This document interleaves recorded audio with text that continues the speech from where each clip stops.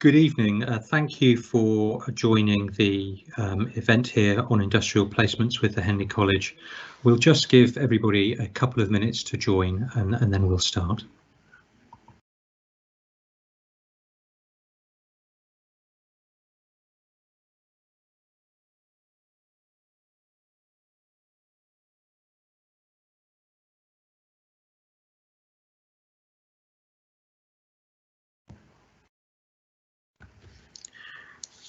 Good evening. Thank you very much for spending the next 45 minutes to an hour with us to discuss industrial placements.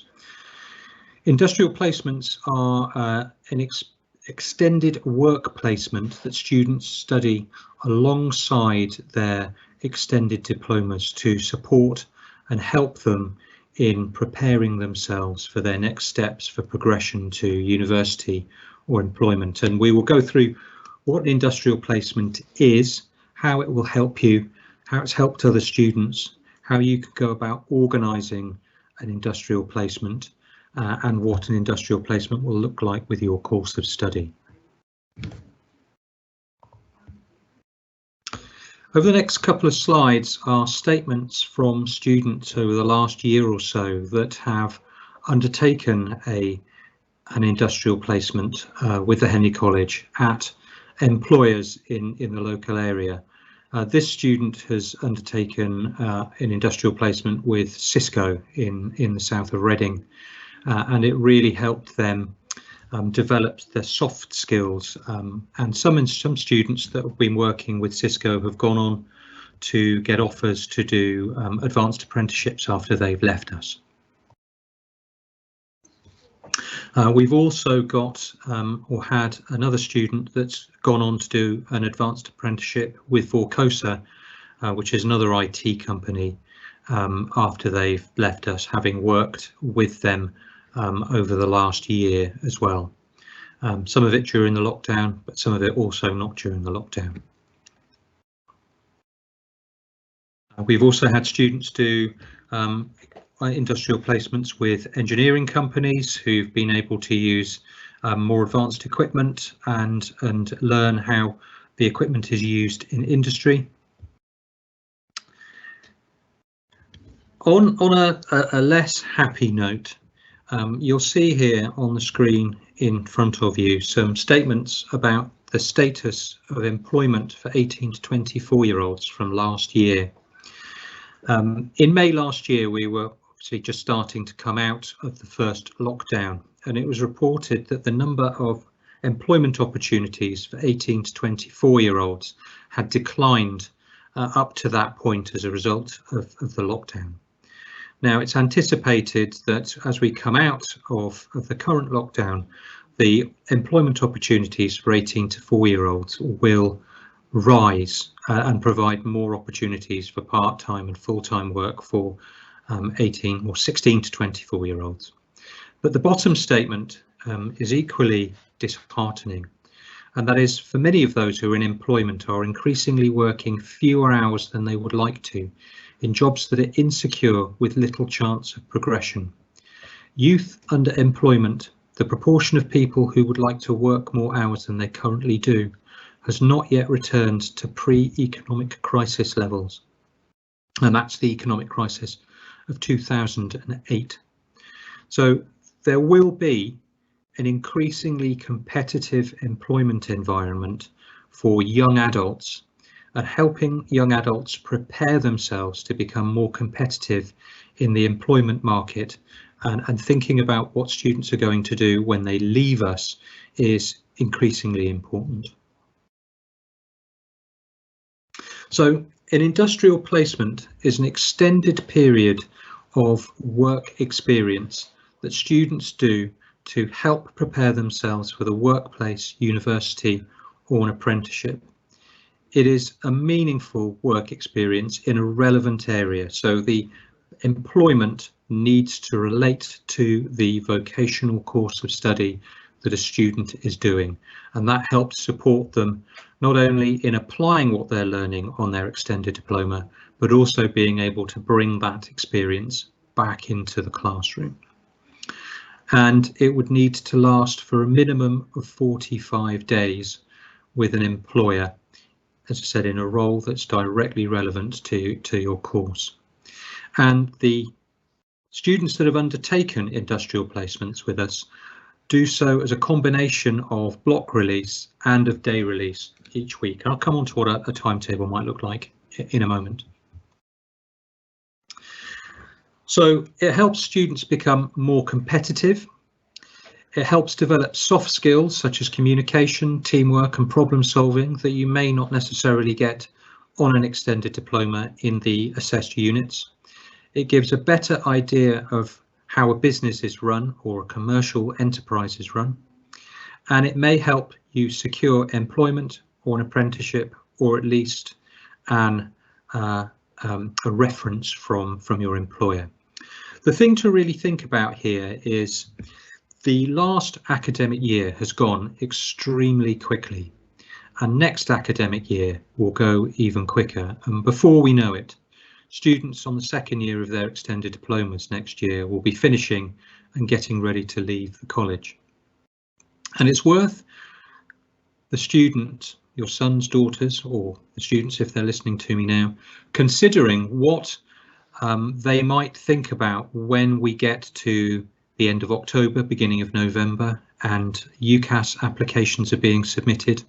What would you like to see or be able to write on your application form that you don't have or are unable to write on your application form now? Or when you get to the end of the second year of your extended diploma next year and you are leaving us, moving out into the world of work or advanced apprenticeships, what do you think you need to have on your CV that you do not have now? We are moving into an increasingly competitive environment. Students across the country are combining their extended diploma second years with industry placements to make themselves more competitive, give themselves experience or significant experience in the world of work before they move out into employment. And as I said at the top of this meeting, the students, or some of the students that have been working with us on extended diplomas, have been able to use the experience on their industrial placement to secure employment and higher education as a result of undertaking that work. So it really has been a meaningful process for students. One student who I'm sure my colleague June will talk about in a moment worked in London at an estate agent's, I believe it is, and she's been offered employment there. So it really has helped students be able to move on. For some investment in your second year has really helped students progress once they've left us. So it's preparation for the world of work. So it's things that students will be able to put on a CV, on an application form, that will help make them more competitive or help put them over the top for an aspirational university application. The environment of employment is increasingly competitive, and students should be looking to see what they can do now to help boost their CVs before they leave us. The programme of industrial placements has been developed by the government, and it will help students improve the knowledge of the business or the vocational area that they are working in. Students should see this as a compulsory part of their second year in order to help them improve their employability skills and enable students to get a better idea of what they need to do to progress when they leave.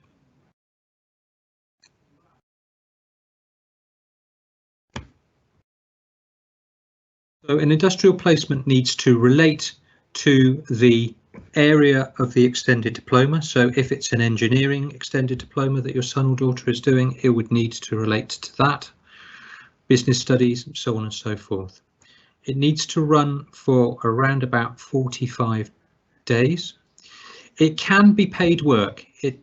Some students do it as voluntary work experience. Some students are able to either convert their current work into pay into an industrial placement. June will talk about that in a moment. Or they can secure employment directly as an industrial placement. We can, as a college, contribute towards travel expenses for students to get to an industrial placement. So the student that went to London, we supported them with their travel costs to get there. And at the end of the placement, you will get a reference from your employer, and some of them have had offers of employment or better, an advanced apprenticeship as a result of an industrial placement. This is an example of what a student's timetable might look like. It won't be your timetable, so to speak, but it goes to show you that an extended diploma will run over 4 days of a week, with the 5th day, in this example, Friday, being the day that you would be able to give over to an industrial placement. I can't see any questions in the question and answer box, so we will move on. And if I can introduce to you June Hogan, who is the Industrial Placements Coordinator. She will go through a little bit more about how to go about securing an industrial placement. Thanks, Julian. Hi, everybody. So there are a number of ways to secure an industrial placement. Most of our students over the last couple of years have found their own placements. The reason for that is because they know exactly who they want to work for, and they also know what they want to do in their future careers.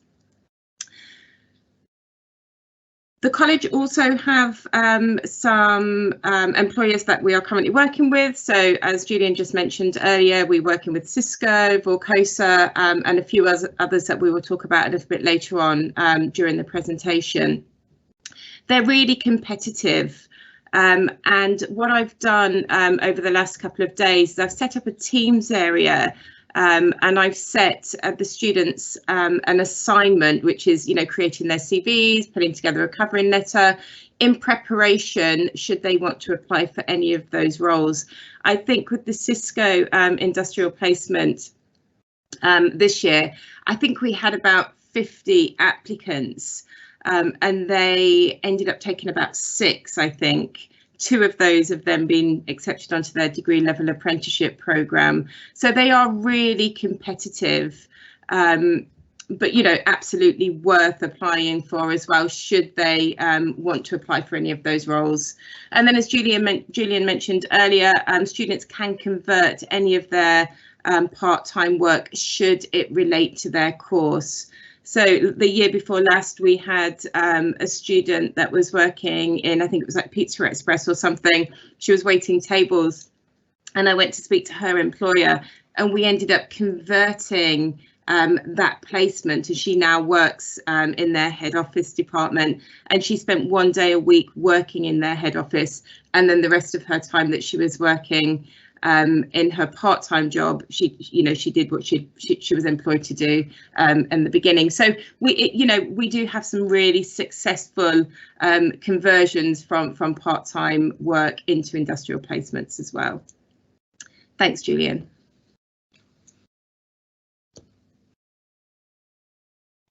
So these are a few of the companies that we've been working with. Knight Frank was the estate agent that one of our students worked with this year. That was an absolutely fantastic placement. She sourced that placement herself. I think that her manager up in London, and I think he was like a family friend or something. So she brought me the contact. I made contact. She ended up doing her industrial placement there, and she's now been offered a full-time role, which has been which is a really good opportunity for her. And then there are some engineering companies that we're working with, some IT companies, and some business roles and travel roles as well. Thanks, Julian. So again, I mean, how to do an industrial placement, how to find an industrial placement, sorry. What I suggest students do is they do some research. They put together a list of companies that they would really like to work for, either in the future or just to get some really good work experience. Sorry, my son's giggling in the background there.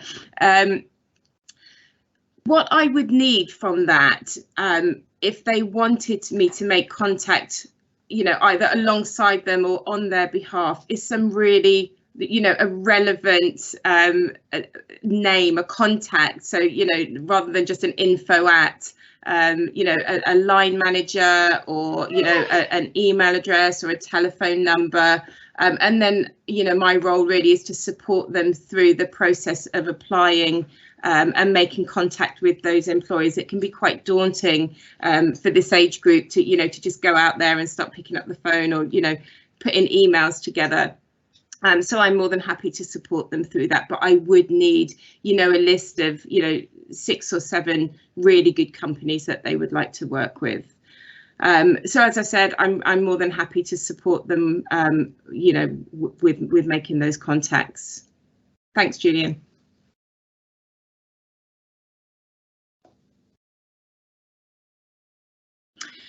So most of our students have, you know, we've been speaking to them over the last couple of weeks, and, you know, a few of them have emailed me with a few contact details. So the earlier they start this process, the better.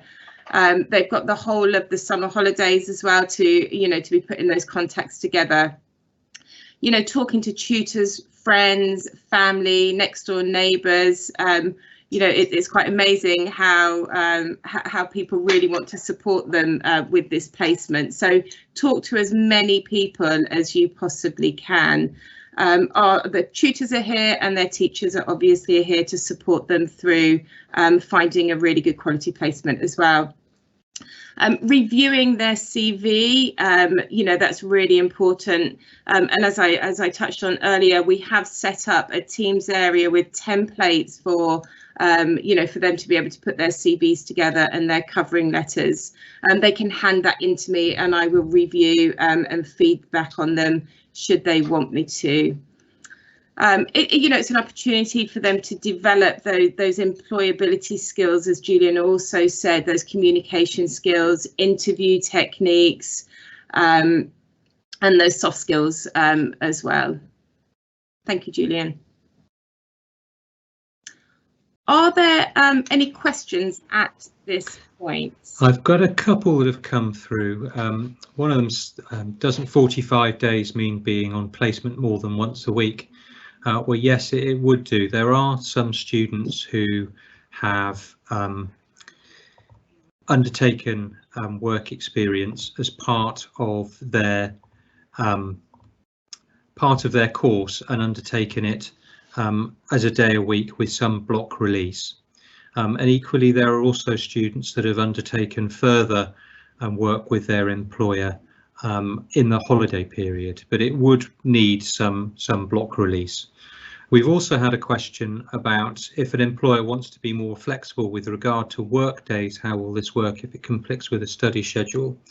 There have been some employers that have made requests for students to work on other days than had previously been arranged. It's possible to do, but it needs to be negotiated with colleagues who deliver the extended diploma to make sure that it doesn't coincide with important assessments or key dates in the delivery schedule, but it is possible to be flexible around the dates and times that the work would be done.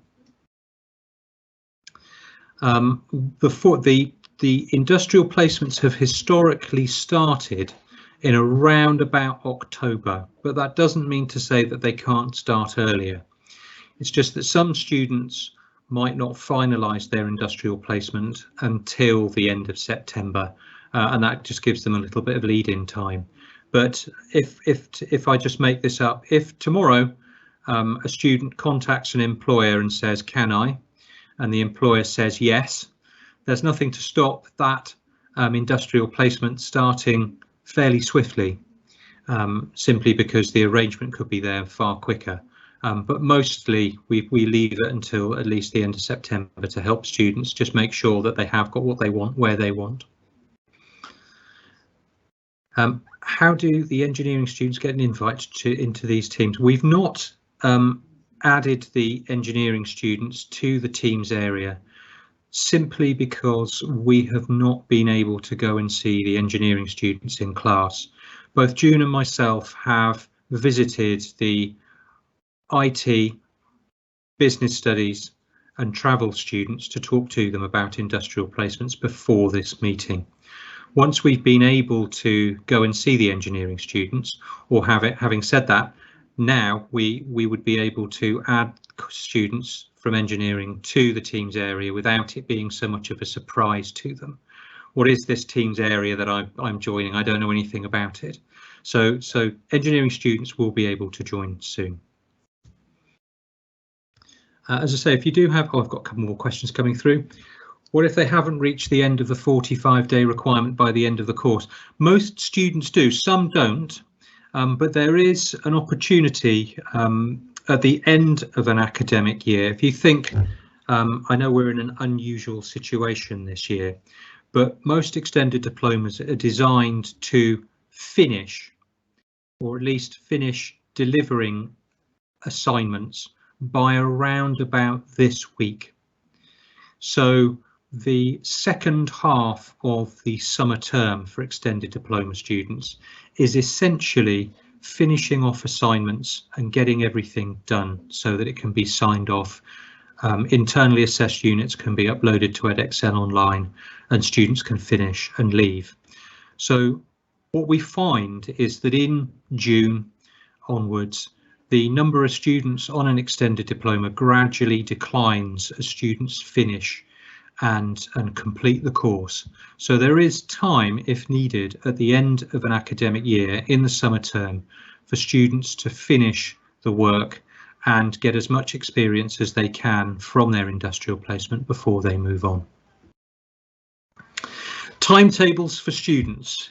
Now, timetables for students are currently being written. At the moment, as I'm sure you'll understand, the attention of colleagues within the college has been putting together teacher assessed grades and qualification teacher assessed grades for students in order to meet the upload deadline, which we have to abide by.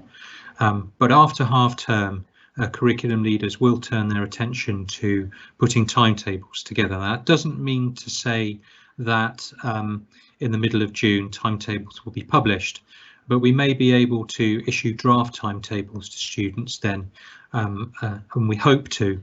At worst, they should be available in the weeks running up to the start of next term. But certainly curriculum leaders may be able to issue a draft timetable to students before the end of term. My son has a part-time job at Waitrose and is doing a business diploma. Could this be an IP? That's something for you, June. Yeah, I think so. Yes, it could be an IP. I mean, it really depends on what his job role is at Waitrose, because that could link into a customer service unit within his course.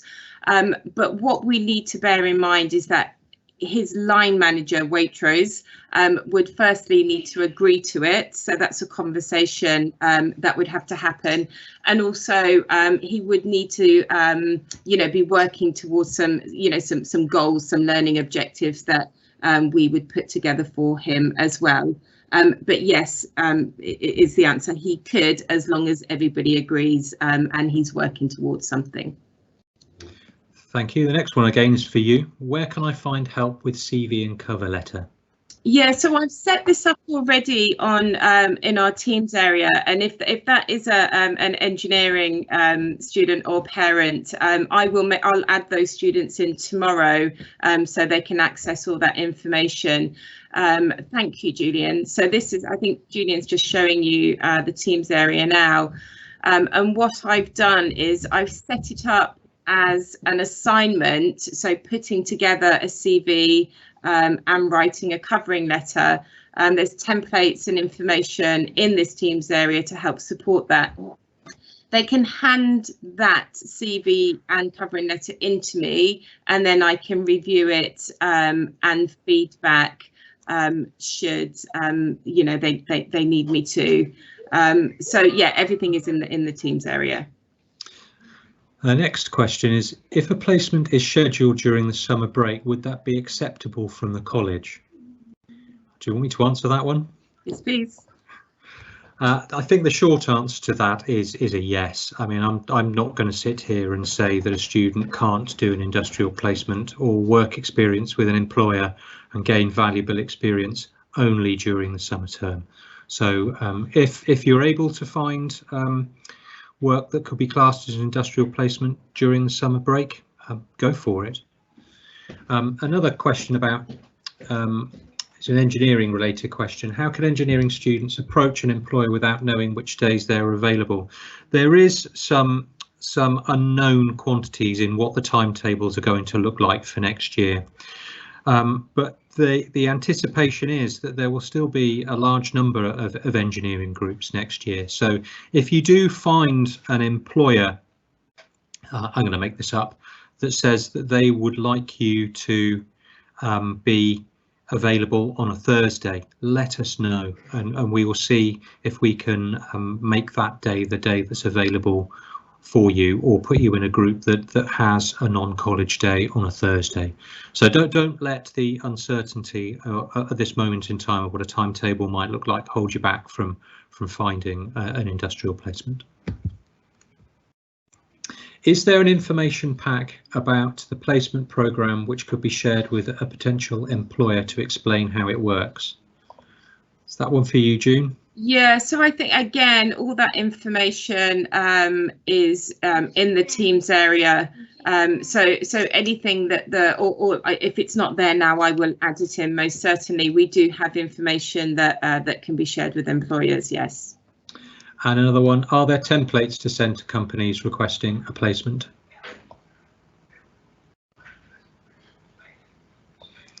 You're on mute, June. Yes, I mean, we do have, you know, a template of an email or a letter that can be sent out to employers. So yes is the answer to that. Again, that will be in the Teams area. And the other one is there a formal review of the placement by the college? What evidence does the college require? I think this is about the reviews, isn't it? Yeah, so again, I mean, we use a platform called GrowFar, where we collect the evidence for their placements, and within that there are there's like an initial assessment that takes place, and then there are 3 reviews throughout the placement. And they happen, you know, obviously it's been slightly different this year because of COVID. The year before last, I would go out into the workplace and review that. And this year it's all been, you know, via Zoom or Teams. But the answer is yes, that there are reviews that are carried out. And that's just to make sure that they are working towards those learning objectives rather than, you know, just making cups of tea. Thanks, June. The next one I think is for me. Why is it that you haven't spoken to the engineering students yet? It's purely down to the completion of the teacher assessed grades. I was talking with the curriculum leader this morning, and they were being finalised today. So it's been that we wanted not to interfere with the completion of the teacher assessed grades process. So it's purely down to that. We do intend to go and talk to the students as soon as we can.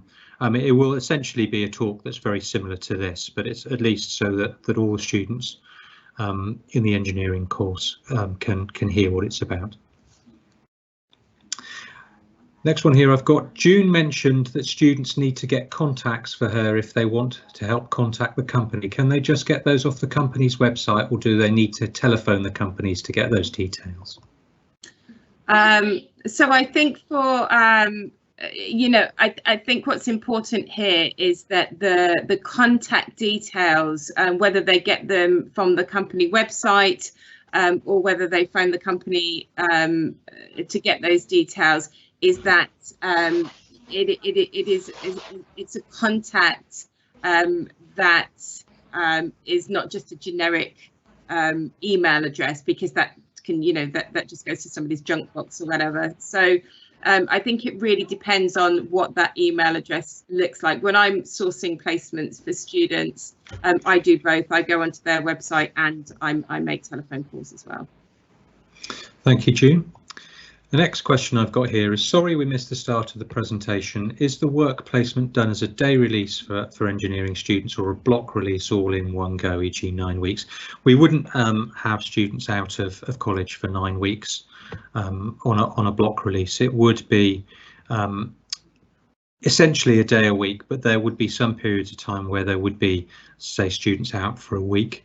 And there may be individual students that might need to make an individual arrangement with the college to complete or undertake a release, or indeed undertake work during the vacation period. But it wouldn't be a full 9 weeks that students were out. And it also says, can the 45 days be full-time and part-time? Some of the smaller companies may only be able to accommodate part-time. Is there an expectation of so many hours a day? By and large, those tend to be things that are arranged with an individual employer. The overwhelming majority of the industrial placements that students undertake tend to be a working day a week. Some of them might be evenings, some of them might be weekends, but they tend to follow the normal pattern of a working day. And the next one I've got here is, can you do a placement with more than one company? The answer to that question is yes. I mean, essentially, the programme likes to have as few employers as possible, but it's understood that some students might not get on with their employer and may wish to change. And there are also students that go, well, I've learned about, I'm going to make this up again, I've learned about programming with this employer, but I want to do something about installation and I can't do that with this employer, so I'm going to go and work for another employer as well. So in order to maximise the kind of experience that students get, some of them do switch employers, but most tend to stay with the same employer for the period of time. But it doesn't mean to say that you can't change. What skills do engineering students need to cover on a placement? Is there a list that they can send to employers to help them decide? We do, it's essential here. I mean, the students that have been engineers that have gone on to do placements have either had a particular career in mind, or they have been thinking about a particular field that they want to work within, say quantity surveying, or being a specialist mechanic, for example, and they tend to be the sort of driving force of what motivates a student to contact an individual employer. The course would have a set of criteria that students would need to think about. If you think that on the engineering course it's going to be about electrical engineering, computer-aided design, project work, mechanical principles, calculus, those sorts of things, in terms of general things that students do on the engineering course, would be some of the things that you might wish to talk about when contacting an employer. But by and large, the engineering students that certainly spoke to me this time last year were thinking about working in a particular field and were organising what they were going to say in an email or a letter to an employer in that kind of language, and talking about what they want to do, why they want to do it, what experience they've got, what they're looking to learn out of having an industrial placement, those kinds of things. The next question, engineering timetables have changed constantly this year. I appreciate for current circumstances, but can you confirm that if an industry placement is arranged, you won't be changing your timetable? Absolutely. We would need to ensure that, again, I'm going to make this up, that if Group A has a Friday as a non-college day and students have an industrial placement on that day, we would need to keep that day as sacrosanct. Yes. If a student is lucky to get an apprenticeship, are they supported to study for a degree? Now, I think this is more a question for the employer rather than us. The students that have been offered an apprenticeship have been offered an apprenticeship subsequent to their completing their course with us. So they've undertaken an industrial placement and have been offered the opportunity to stay on with their employer as an employee rather than an industrial placement student, and undertaken an advanced apprenticeship or an apprenticeship as an employee after they've left us. So that would be something that an employer would do rather than us. I hope that answers that question. And the next question I've got is, if we set up a business and this relates to the study area, would this count? June? Yes, absolutely, it would. I mean, again, I think it really depends on the nature of the business. So as long as it ties in, it links into their course, then yes, that's absolutely fine. And, you know, again, as I said earlier, as long as they are learning and there are, you know, there are set goals for them to be working towards, then yes, that's absolutely fine. Thank you. The next question I've got here is, during the placement, what additional support is there for the student from the college to ensure that they're on track, bearing in mind our children are still young and they have had a difficult year? Absolutely. We do have a number of discussions with students about the progress that they're making on their course.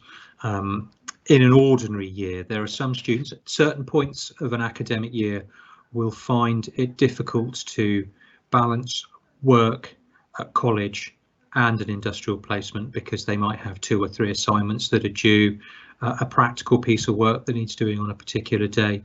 And there are a number of things that we can do. It may be that with a discussion with the employer, they may rearrange days for students.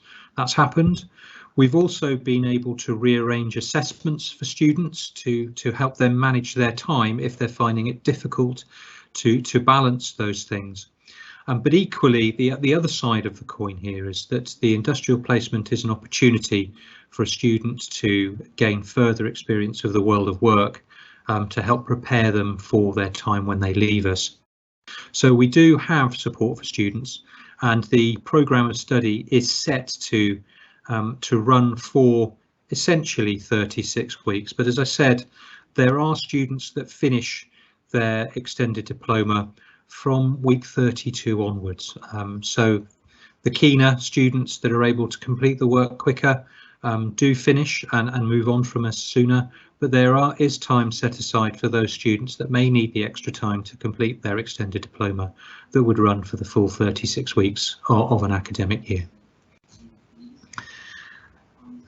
After contacting the employer, does the college need to get involved to finalise the industrial placement? June? Yeah, so yes, we absolutely do. If you know, if your son or daughter has contacted an employer, whether they have agreed to it or not, if they could share those details with me, I would be more than happy to follow up. If the employer has agreed to an industrial placement, I would need to make contact because we need to get that documentation, such as, you know, risk assessments and health and safeties and, you know, all that kind of stuff, and then set that placement up on GrowFar. I also meet the employer and the student so that we can, you know, set some learning objectives for them as well. So yes is the answer to that. Thank you, June. And the last question I believe that I have here is, my son has no idea of what to do or who to approach. Will someone be able to help him? Yes, is the short answer to that. If your son has not completed the student evaluation questionnaire for the end of the academic year, one of the last questions in the survey asks whether or not you wish to be referred for a careers interview. You could tick that box. I oversee the survey, so I will pass on any requests that come in to the careers advisor to set up an appointment. Equally, you could make that appointment directly with the careers officer. Her email address is julo@henleycoll.ac.uk, or just email myself and I will pass the reference on. Equally, the other things worth doing is to talk to your course teachers about what you are thinking of doing or not doing. That may also be an equally useful starting point. The other thing worth doing is that after half term, tutors will start talking about preparing students for UCAS applications, for example, and that will introduce students to a service that we have called Unifrog, which is a website that contains information about post further education opportunities. So that would give students an opportunity to look and see what varying kinds of degrees are available. Again, to use the engineering example, students may not necessarily know or have thought about what the difference between mechanical, electrical, aeronautical, quantity surveying, all the different kinds of engineering degrees there might be, and talking to teachers about what electrical engineering is all about, or what mechanical engineering is all about, or what computer-aided design might be about, might help fix in a student's mind what they might be interested in. I certainly know, talking to IT students, for example, whether or not they want to get into computer programming, hardware, cybersecurity. There are lots of different specialisms that students often get a little confused about or uncertain about. So talking to course teachers would help. Going to the tutorial and getting more advice and guidance on higher education processes and where to look and see what degree courses look like to help students make up their mind, not only which one, but also whether or not would be helpful. But equally, as I said, to repeat myself again, finally, an appointment with the careers officer, julo@henleycoll.ac.uk, or email myself from the link in the email that we sent out today would also help. I'm just checking to see, I've got a couple of questions here. Yeah, the survey, I have emailed the survey link out to students, so it should be in their college email accounts. Quite a lot of students have already done it, but I will send a reminder out to students that haven't done it in the next day or two. And the last question is, what happens if a student is unable to secure a placement? Very good question. Will the sky fall down if a student doesn't get an industrial placement? The answer to that question is no. Will a student fail their extended diploma? The answer to that question is also no. What we found very much this year, because we had a significant uptick in the number of industrial placements that we had been able to source with employers. And we found that there was a kind of key motivating factor for many students when they looked round a classroom and saw that there was a student who had an industrial placement with Cisco. Now, Cisco, if you don't know, is the kind of company that basically runs the hardware that runs the internet. It's an IT company, but it not only employs engineers, people from IT, it also employs students from business studies, from marketing, all those kinds of things, so that you don't necessarily need to be an IT geek to go and work for them. What we found was that students quickly realised that there was a student in their class that had a significant opportunity that they didn't get. So if you're finding it difficult to source an industrial placement over the summer, and some students do find it very much more difficult than others, certainly do talk to June, who will be able to offer some more help and advice, but equally just keep trying. An industrial placement found late is better than no industrial placement. So if it takes you until November or December to find one, then that is better than nothing. And equally, finding one and then finding out that it's not quite what you want and then changing will also be helpful as well. So some students find it easier than others. Some students have difficulty. Some students don't get an industrial placement, but many do. But as I said, the issue here is about using the time that we have in the last year that students are at Henley College to prepare themselves for when they leave us is time well spent. I think that is the last question. I don't know whether you've got anything further that you would like to add, June? Just quickly, I think just to continue with what you were saying, Julian, I think, you know, again this year, it's been a very strange year for everybody, isn't it? And just to see, you know, the students that are just about finishing up actually with some of their placements now, or about to start that block placement to finish up, and seeing how many of them have progressed into full-time job roles, a lot of advanced apprenticeships as well. It's really good to see, especially, like I say, during these you know, these really uncertain times. We've had quite a few students this year whose placements were put on hold because of COVID. We've been very imaginative with you know, online ways of working for them. And a lot of students that have also started a placement and that placement has stopped and then gone on and sourced another placement as well. So, but in a very positive way. So, yeah, I mean, I think that's it from me, Julian. Thank you. Thank you very much. I can't see. Oh, I've got just a thank you in the last questions. I would just like to finalise by thanking June for her time and thanking you all for your time, giving up 45 minutes of your evening to listen to us talk about industrial placements. The final thing I will say is that if any of you have any further questions that you have for either June or myself, please do email us directly. The email address is in the email that we sent out with this invitation. And like I say, if you're having difficulty making an appointment for your son or daughter to see Julia, the careers officer, certainly let us know and we'll pass that on as well. But thank you very much indeed for your time, and enjoy the rest of your evening. Thank you very much. Bye-bye. Thank you.